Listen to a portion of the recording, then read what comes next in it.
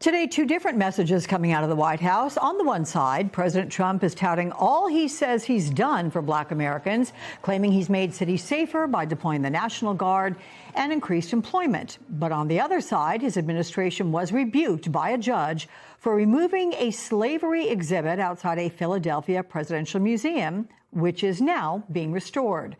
And earlier this month, a video was posted on his Truth Social with a racist depiction of the country's first Black president. And now polls show the president's approval rating among Black voters has dropped dramatically, with only 15% giving him high marks. I want to bring in Cornell Belcher, a Democratic strategist and pollster, and an MS Now political analyst of high esteem. Good to see you, Cornell. So how do you explain this disconnect between the president's claim that he's done so much for Black Americans and the polls that show that's not necessarily how people see it?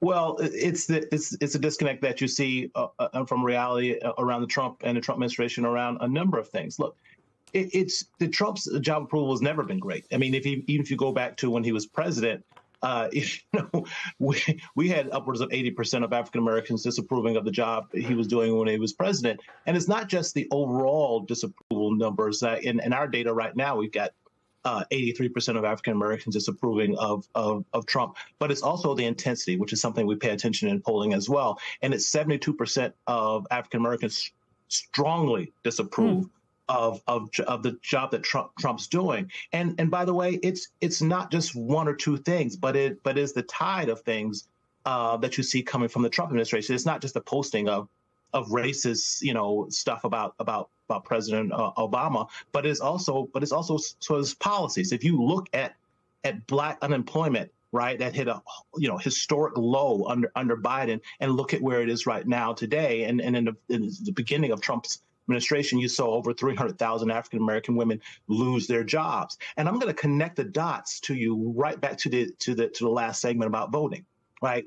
Why are they trying to take over voting in Georgia and Fulton County? It's about a larger play that you see. Why are they attacking diversity? Why are they going after DEI, not only in the federal government, but now in corporate America, where they're saying you shouldn't be doing diverse hiring? It's all about a larger plan here of eroding and blocking Black political power. That's what you have, and that's what you see, and that's why African Americans are so turned off by Donald Trump.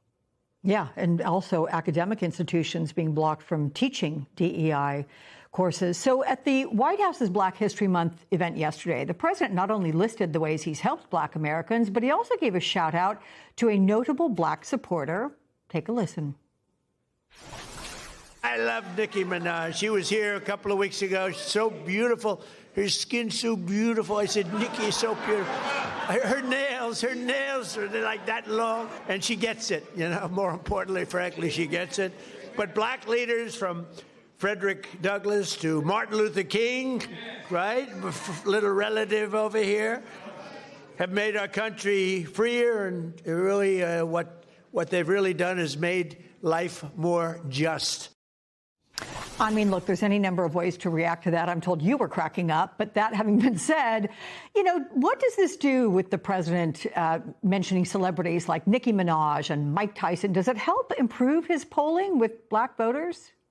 No, it does not. When you look at, the part of the problem for the president is that he has some celebrity African Americans that are around him right now, like Nicki Minaj, but the vast majority of Black leadership in this country, both politically and culturally, are on the opposite side. And the vast majority of Black leadership in this country, both politically and culturally, have spoken out against his policies and the structural as well as individual racism that we see coming out of this. Look, this is someone who just last week, and you all covered it, a unapologetic white nationalist, before the Senate hearings, trying to be appointed to a high position in the government, right?